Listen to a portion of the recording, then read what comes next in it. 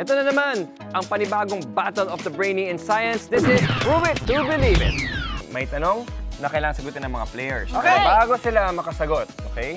Unahan sa paghanap ng hard-boiled egg na nandito sa tray. Nag-iisa lang ang hard-boiled egg dyan. Ang makapaghanap ng hard-boiled egg, siya ang unang makakasagot sa ating tanong. Okay.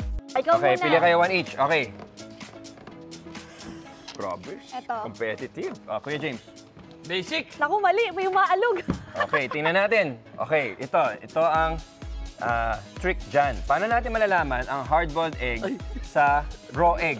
Okay? Nang Paano? hindi binabasag at hindi binabalatan. Paano? Isi-spin natin. Ha? Ay, yun na pala yun. Ang basihan. Pag tuloy-tuloy at mabilis ang pag-spin, yan ang hard-boiled egg. Tingnan natin. Okay. Ito nga. Oh, Ay, tomo! Tingnan mo yung pag-ikot. Tingnan yung pag-ikot. Tuloy-tuloy. Oo nga. Very Saan lang smooth. yung naiiba ang ikot? Siya lang naiiba. Saan oh. lang yung- Oh, hindi pa rin siya tumitigil. Oh. Saan lang yung palong-palo? Iba yung Tingnan natin, tomo. Kuya James, kung ito nga ba ang hard-boiled egg. Ba't ganun? Hard-boiled nga!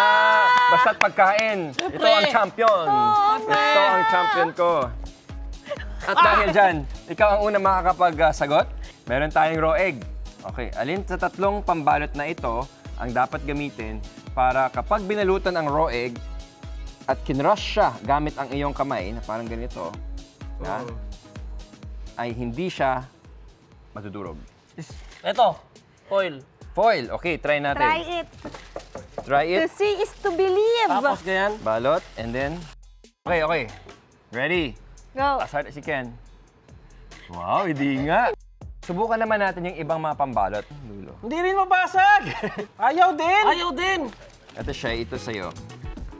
Wow! Hindi rin! Wow! Hindi rin nababasag ang egg. Bakit ganun? Patunayan natin na ito ay isang raw egg. I believe talaga Roy raw again, egg. Roy again. Paikot natin. Oh! It's a... Hilaw talaga siya, oh. See? Ang itlog ay hugis dome o bola. Sobrang galing ng ganitong shape in spreading weight or force evenly in all directions. Kumbaga, pantay-pantay ang puwersang kinokontra ng lahat ng parte ng eggshell. In short, kahit ano pa ang ipambalot dito, structurally o dahil sa matibay na hugis nito, malakas pa rin ang itlog. I believe.